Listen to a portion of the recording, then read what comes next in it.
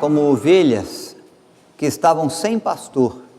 mas que encontram em Cristo o grande pastor das nossas almas, aquele que nos amou até a morte de cruz, aquele que, desejando o nosso bem, trazendo sobre nosso cuidado, não poupou nem mesmo a sua vida, antes se entregou por nós, quando éramos ainda pecadores. Nós temos refletido na palavra de Deus, junto a esse mês de agosto, com o tema A Igreja em busca das almas perdidas. Essa é a missão que o Senhor nos confia: levar luz em meio às trevas e apontar o caminho de salvação que está em Cristo a todo ser humano, em todos os lugares, porque o amor de Deus é o amor sem fronteiras, é o amor que alcança todo o coração, é o amor que pode levar perdão a qualquer pecador, o amor eficaz, intenso, expresso por nós em Cristo Jesus na cruz do Calvário, o amor que se sacrifica, que se doa, que se entrega, o amor que nos abraça, o amor que nos acolhe, o amor que nos dá esperança. O Senhor é aquele que vem em busca dos perdidos. E ainda bem que o amor de Deus se manifesta para nós, e o amor de Deus nos alcança, e o amor de Deus é tão grandioso que, por amar o mundo de tal maneira, deu seu Filho unigênito, para que todo aquele que nele crê não pereça, mas tenha vida eterna. Nossa palavra, dentro desse tema de reflexões, em razão também do aniversário da Igreja Presbiteriana do Brasil, mês de agosto, mês de missões, é desafiar o nosso coração para que possamos, como instrumentos do Senhor, ir em busca dos perdidos, acender a nossa candeia, erguer os nossos olhos, usar dos nossos cajados para cuidarmos das ovelhas perdidas e levarmos até o aprisco onde o Senhor Jesus é o pastor supremo. Hoje vamos olhar para a parábola do filho pródigo, meditando nessa parábola sobre almas que se perdem deliberadamente. Alguns decidem no coração, mesmo conhecendo a vontade de Deus, mesmo tendo ouvido sobre Jesus, sobre o seu amor, sobre sua entrega, sobre o seu sacrifício no Calvário, decidem trilhar o próprio caminho, abandonar a vontade de Deus, o querer de Deus, o amor de Deus, voltar as costas para esse amor imenso na cruz do Calvário, que traz perdão, que traz graça, que traz vida ao que está morto, que nos faz herdar a eternidade ao seu lado, que dá gozo, que dá paz, em busca dos próprios caminhos, em busca das próprias veredas, viram as costas para o Senhor, e nós às vezes viramos as costas para o Senhor, e nos tornamos um filho também que deixa a casa, que deixa o amor de Deus, e que quer trilhar os seus caminhos, em busca dos seus próprios prazeres, da sua própria satisfação. Esse texto não vai ser projetado para você, é importante que você abra a sua Bíblia, que você acesse aí no seu celular, no seu tablet, onde você tiver a palavra de Deus. Lucas capítulo 15, verso de 1 a 32, é um texto longo, e é importante que você acompanhe esse texto, a leitura dele. É um texto precioso, de muitas mensagens, de muitas reflexões. Que Deus seja gracioso e nos abençoe com mais uma palavra, de acordo com o seu querer, de acordo com a sua vontade, no desafio que Ele tem, no cuidado que Ele quer trazer à sua vida e à minha vida também. Lucas capítulo 15, verso 11 a 32, a parábola do filho pródigo. Continuou o Senhor Jesus: certo homem tinha 2 filhos, e o mais novo deles disse ao pai: Pai, dá-me parte dos bens que me cabe. E ele lhes repartiu os haveres. Passados muitos dias, o filho mais moço, ajuntando tudo o que era seu, partiu para uma terra distante, e lá dissipou todos os seus bens, vivendo dissolutamente. Depois de ter consumido tudo, sobreveio àquele país uma grande fome, e ele começou a passar necessidade. Então ele foi e se agregou a um dos cidadãos daquela terra, e este o mandou para os seus campos a guardar porcos. Ali desejava ele fartar-se das alfarrobas que os porcos comiam, mas ninguém lhe dava nada. Então, caindo em si, disse: quantos trabalhadores de meu pai têm pão com fartura, e eu aqui morro de fome. Levantar-me-ei, irei ter com meu pai, e lhe direi: Pai, pequei contra o céu e diante de ti. Já não sou digno de ser chamado teu filho. Trata-me como um dos teus trabalhadores. E levantando-se foi para o seu pai. Vinha ele ainda longe, quando o pai o avistou e, compadecido dele, correndo, o abraçou e o beijou. E o filho lhe disse: Pai, pequei contra o céu e diante de ti, não sou digno de ser chamado teu filho. O pai, porém, disse aos seus servos: Trazei depressa a melhor roupa, vestiu, põe-lhe um anel no dedo e sandálias nos pés, trazei também e matai um novilho cevado, comamos e regozijemo-nos, porque este meu filho estava morto e reviveu, estava perdido e foi achado. E começaram a regozijar-se. Ora, o filho mais velho estivera no campo, e quando voltava, ao aproximar-se da casa, ouviu a música e as danças. Chamou um dos criados e perguntou-lhe que era aquilo. E ele informou: Veio teu irmão, e teu pai mandou matar um novilho cevado, porque o recuperou com saúde. Ele se indignou e não queria entrar, saindo, porém, o pai procurava conciliá-lo. Mas ele respondeu ao seu pai: Há quantos anos te sirvo sem jamais transgredir uma ordem tua, e nunca me deste um cabrito sequer para alegrar-me com os meus amigos? Vindo, porém, este filho, que desperdiçou teus bens com meretrizes, tu mandaste matar para ele um novilho cevado.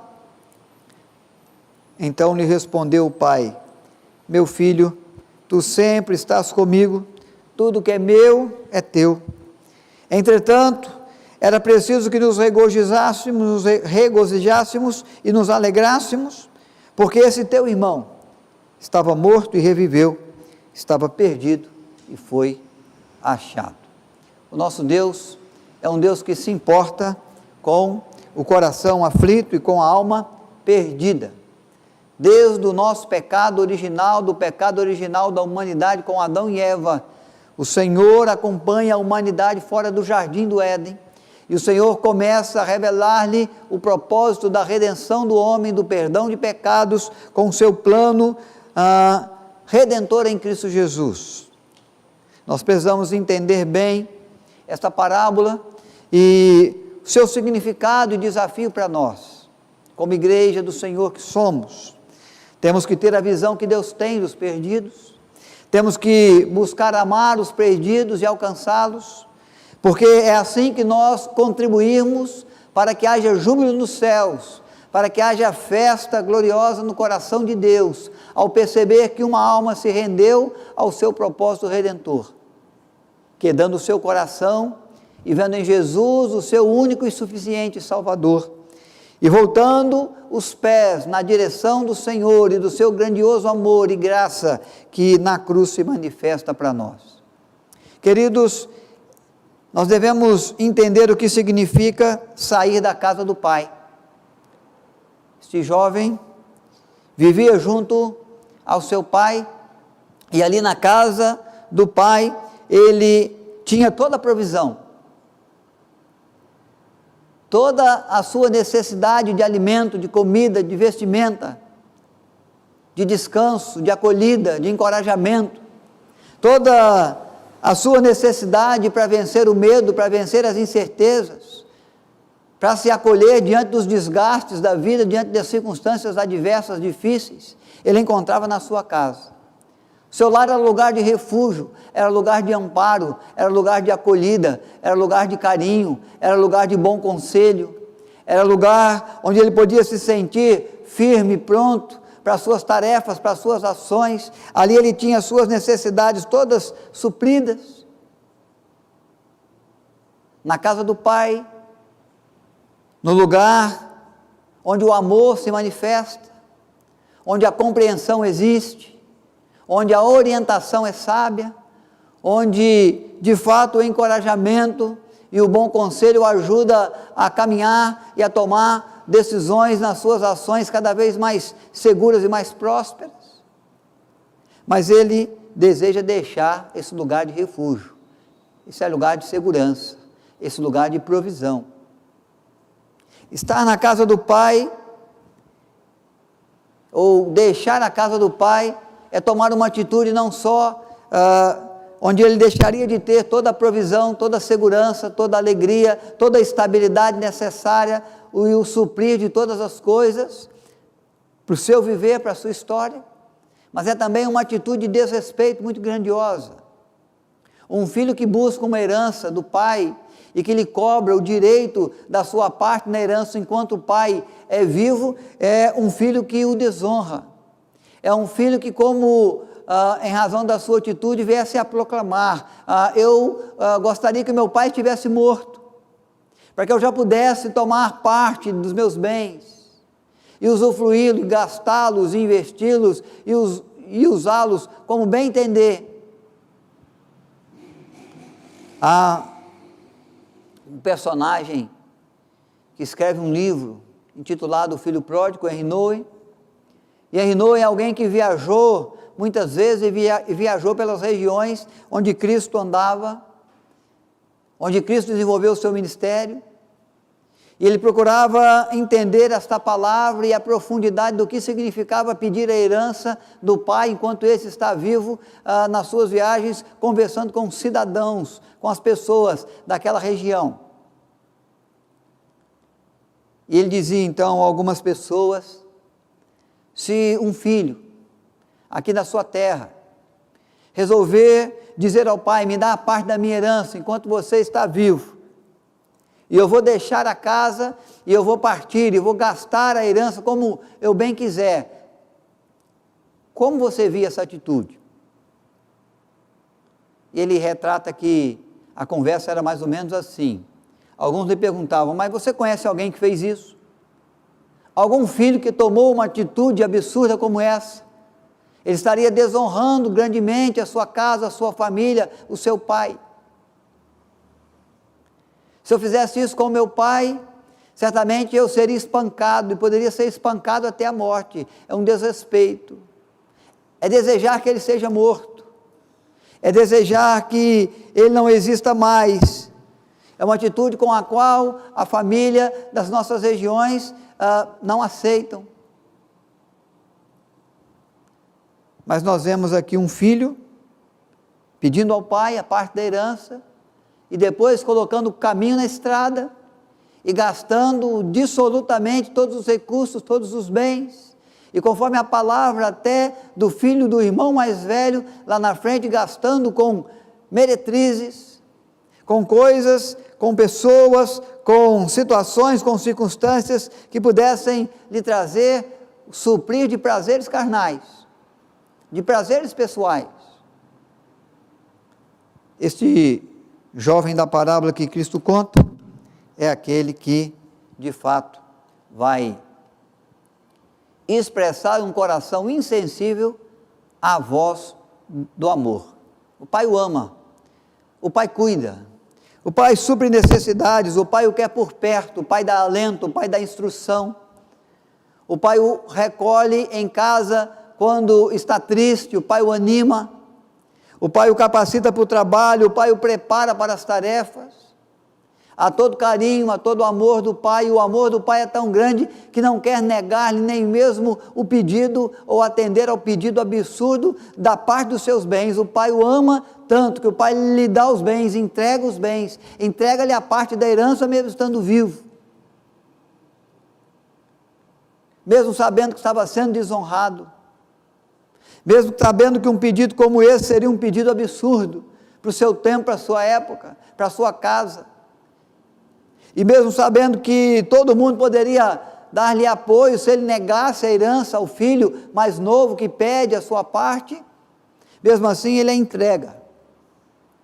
Há amor suficiente para confiar bens, para confiar recursos, mesmo aquele que não merece, mesmo aquele que ainda não está no tempo de herdá-los. Este jovem vai abrir mão do refúgio, vai abrir mão desse amor grandioso, e vai partir no seu caminho, vai partir para suas veredas. Nós vemos, irmãos, uma canção do nosso irmão, cantor, compositor Estênio Márcio, que às vezes ele descreve essa parábola do filho pródigo em uma das suas canções, e ele fala desse amor do pai. Ele o descreve da seguinte maneira: o seu amor é tão forte, mais que o inferno e a morte, são torrentes que arrebentam o chão, mais fácil secar os mares, apagar as estrelantares, que acabar o amor de seu coração. É claro que aqui na parábola, o Senhor Jesus não está se referindo a um amor de um pai ao seu filho, exceto que nós amamos os nossos filhos, mas não como Deus nos ama, não na mesma intensidade, não na mesma grandeza. O amor de Deus é assim, é o amor que jamais acaba, é o amor que não nos abandona, é o amor que nos ama até o fim, que nos ama até a morte, é o amor que ama o perdido, que vai em busca do perdido, mesmo que ele esteja em briga, em conflito, com o querer do Pai, com a vontade do Pai,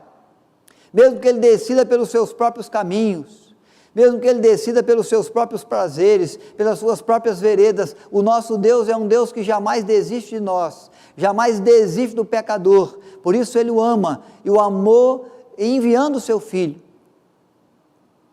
para alcançá-lo com um amor grandioso.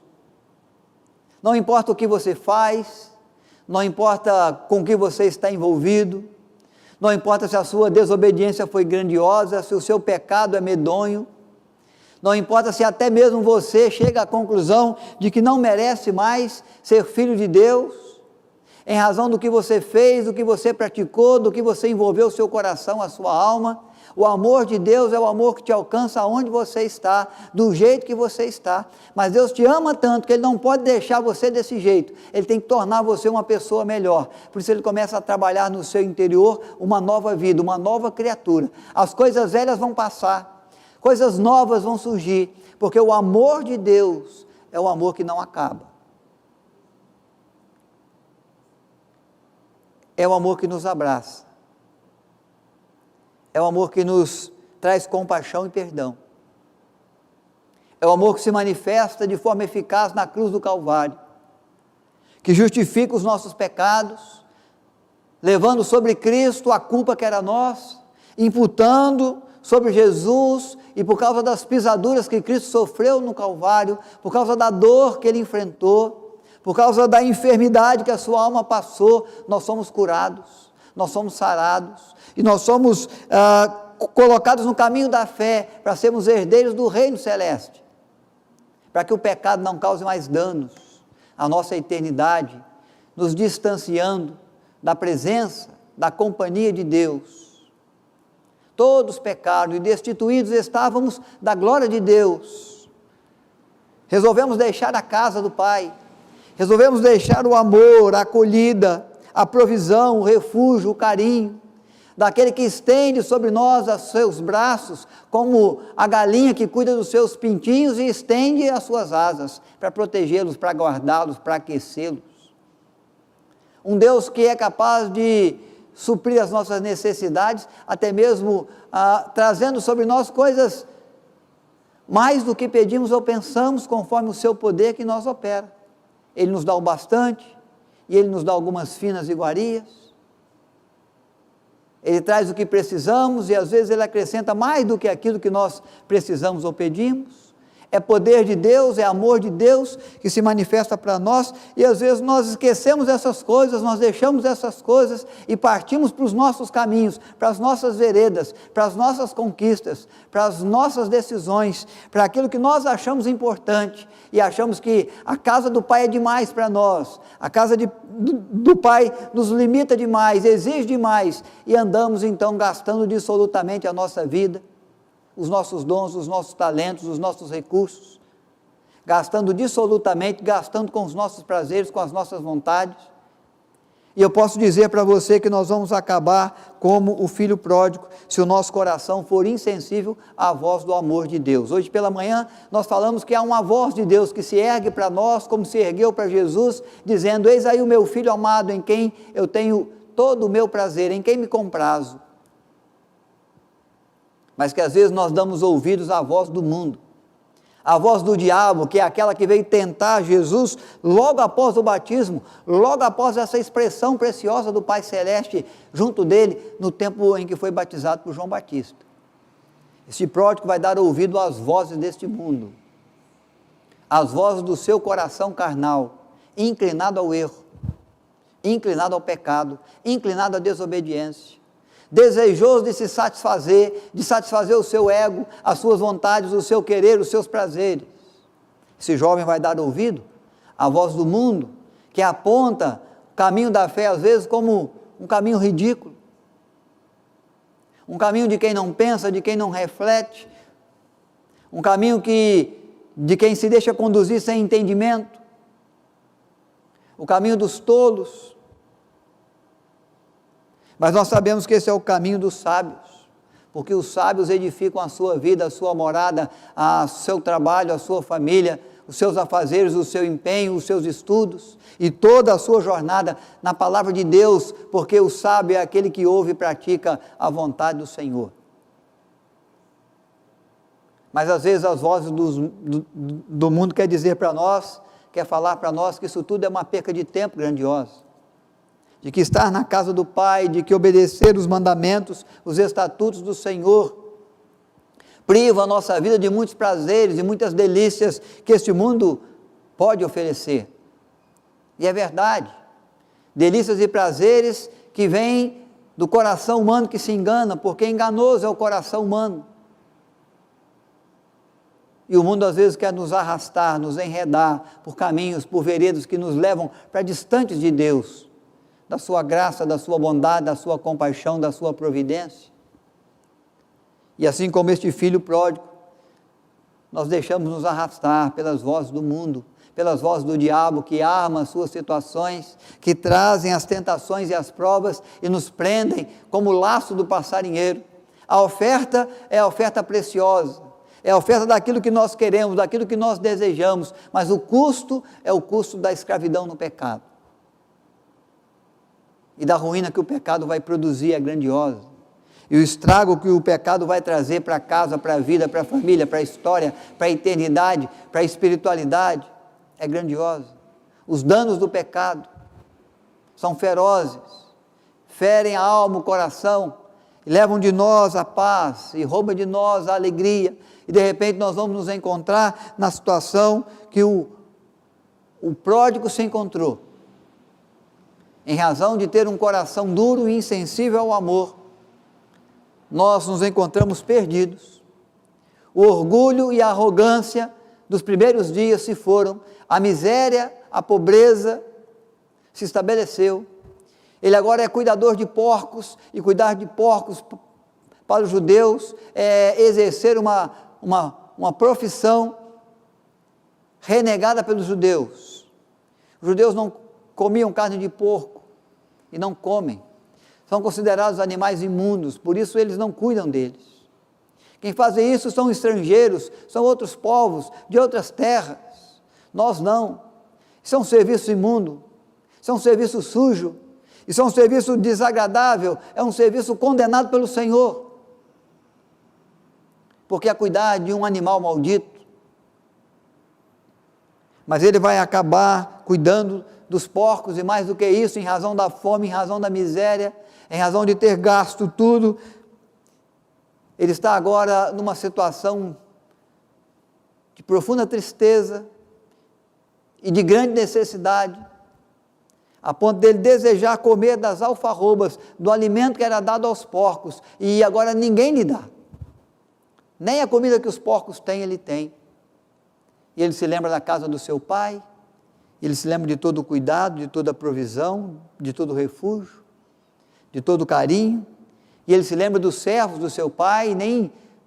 de como ele era e como ele vivia como filho, e como filho ele deveria ter mais regalias, mais cuidado. Mas ele lembra dos servos, ele diz: os servos do meu pai têm alimento com fartura, são bem cuidados, são bem assistidos, são bem nutridos, tem as suas casas para acolher, tem as suas famílias, tem o seu trabalho, tem os seus recursos, e eu estou aqui tão grande miséria. E caindo em si, percebendo o seu erro, a sua falha, ele quer retornar ao Pai, e ao amor do Pai, e à casa do Pai, e ele decide no seu coração fazê-lo, e é isso que ele faz. Nesse momento, quando ele retorna, o Pai já está aguardando, o abraça, o beija, o recebe não como servo, como ele gostaria de ser recebido, pelo menos como servo, mas ele lhe dá direito de ser acolhido como filho. Os servos, os escravos não usavam sandálias, sapatos, ele manda trazer as sandálias. Os herdeiros tinham a garantia, o sinal da herança em anéis, que lhes davam a identificação de filhos de herdeiros da fazenda, do reino, e ele manda trazer os anéis, e ele chama os amigos, e ele manda matar o novilho cevado, e ele se alegra, e a expressão preciosa é: esse meu filho estava morto e reviveu, estava perdido e foi achado. Nós temos que celebrar, é motivo de grande alegria. O Senhor Jesus nos ensina na sua palavra de o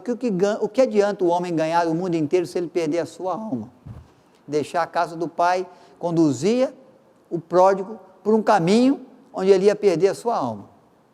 Ele já havia perdido as suas finanças, ele já havia perdido o seu orgulho, ele já havia perdido a sua ganância, ele já havia perdido a sua identidade, ele já havia perdido a sua integridade, mas ao retornar ele é recebido como filho e ele é restituído por Deus de todas as bênçãos merecidas aos filhos dentro de casa. Deus nos vê assim, como perdidos que precisam ser achados, como pessoas que andam, quem sabe, nos seus caminhos, sensível à voz do Senhor, dando ouvido às vozes do seu coração, do mundo, do diabo, mas que precisam cair em si, ter o seu coração quebrantado, reconhecer os seus erros e voltar à presença de Deus, porque na presença de Deus há amor incondicional.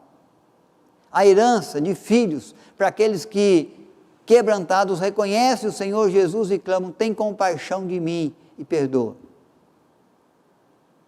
Ao restituir do cuidado de Deus, quantos irmãos nós conhecemos, pessoas nós conhecemos, vizinhos nossos, amigos nossos, colegas do trabalho, que precisam, como pródigo, cair em si, que andam dando ouvido às suas próprias vozes, às vozes do mundo, às vozes do diabo,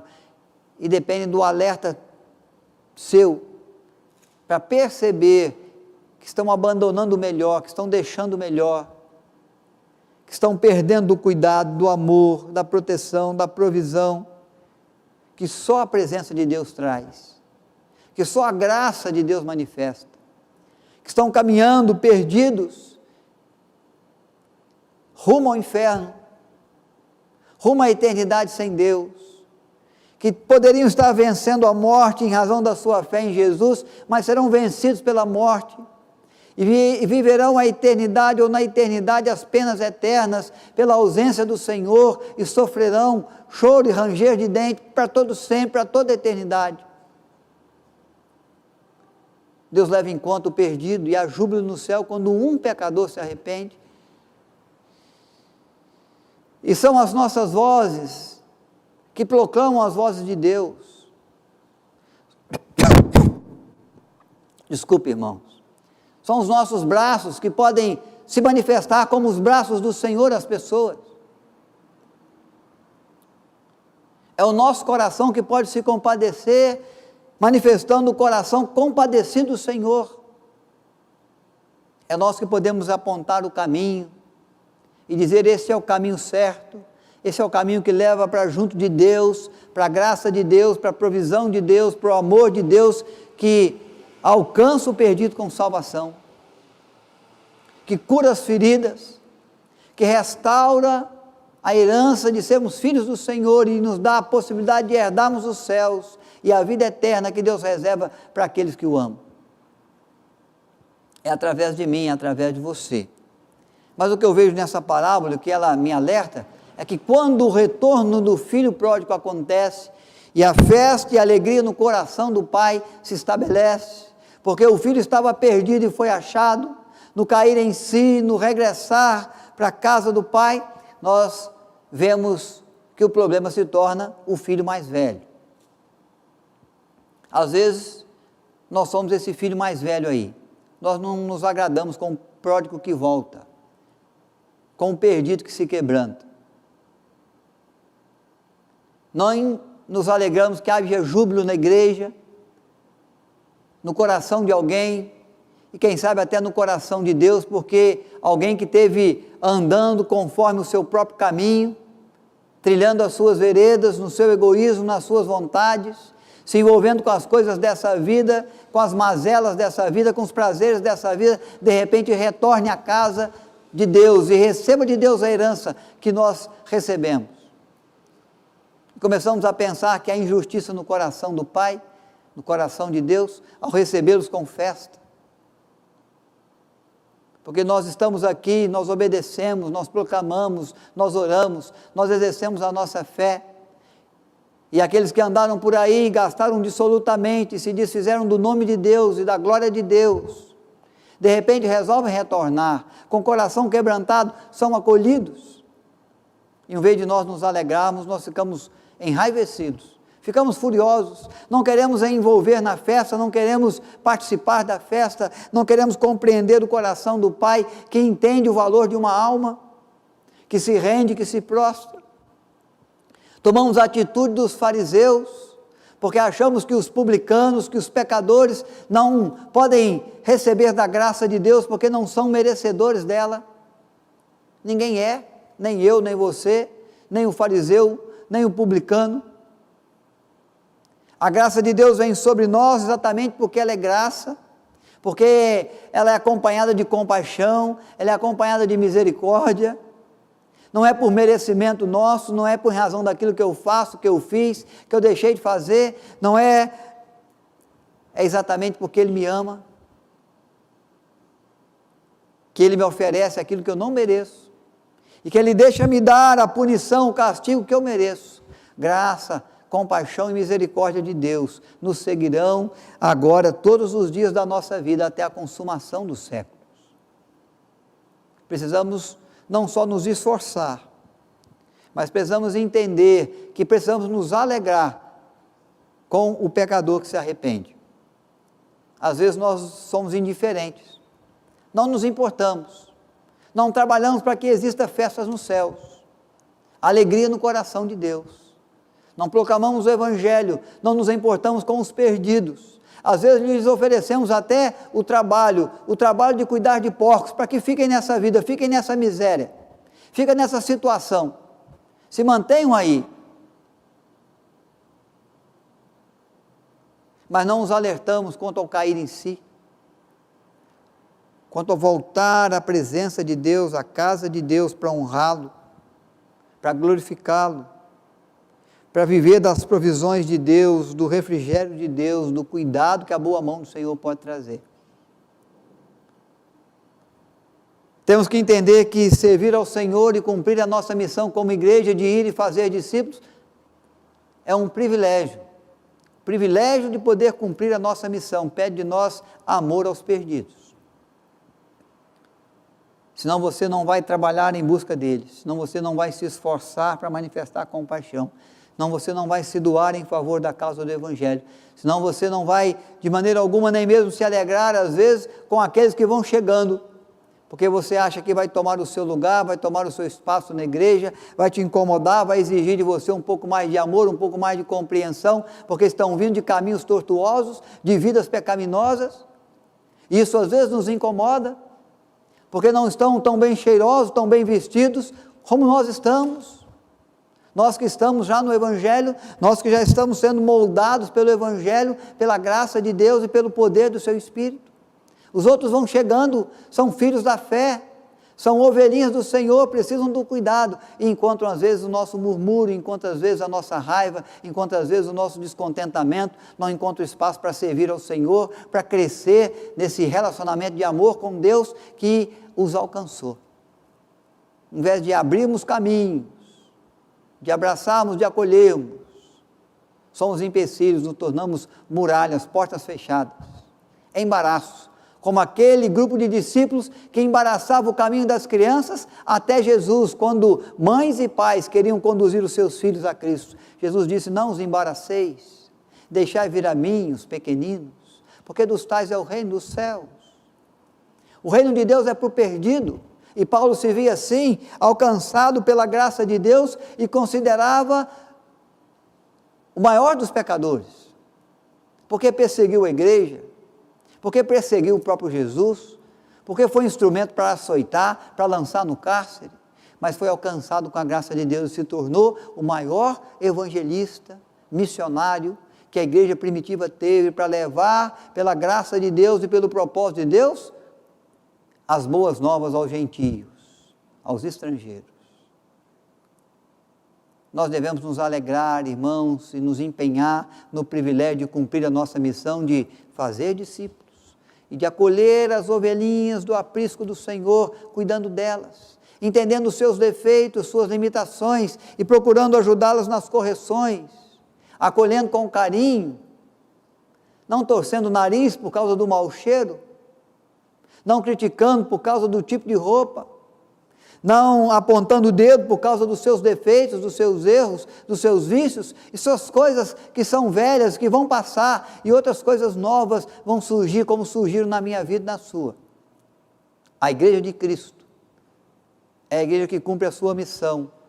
e ela tem do Senhor a missão de ir também em busca das almas perdidas, não na capacidade de salvá-las, mas de apontar-lhes o caminho da salvação, e de acolhê-las, e delas cuidar com toda compreensão, com todo carinho, com toda amabilidade, com todo o sacrifício daqueles que se sacrificam em favor do Evangelho, compreendendo o grande amor e o grande sacrifício de Deus em Cristo por nós. Porque tudo aquilo que fizermos será pouco, diante do muito e de tudo que o Senhor já fez, em favor da sua igreja, em favor da minha vida, em favor da sua. Que trilhemos os nossos caminhos, considerando o permanecer diante do Pai Celeste. Que tapemos os nossos ouvidos para as vozes deste mundo, para as vozes de um coração pecaminoso,